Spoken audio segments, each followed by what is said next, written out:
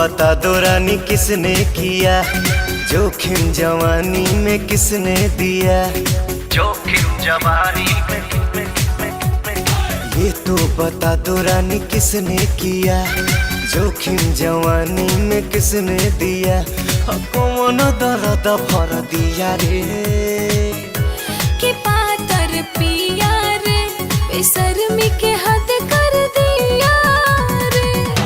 कि पातर पिया रे, कि पातर पिया रे।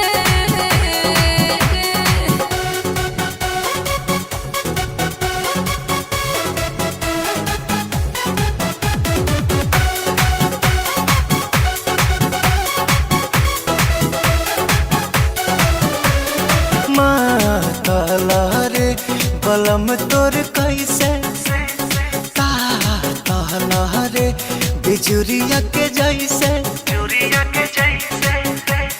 छुएला बदनवा सजनवा रे, फूल देनवा समझ के। छन छन तवे मोर मनवा रे, रोज सेज बगरज के।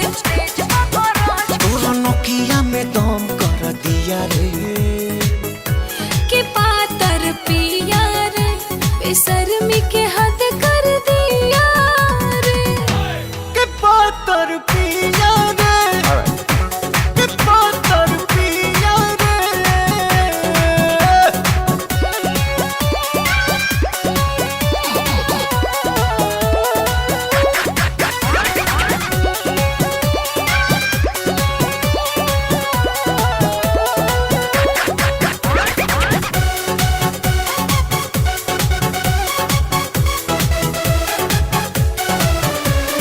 बाम ले लो ना, आराम कर देगा, दर्द देहिया के तमाम कर देगा।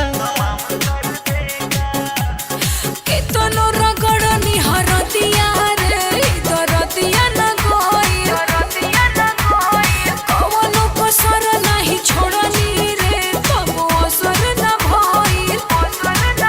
राउर जिंदगी जहर कर दिया रे।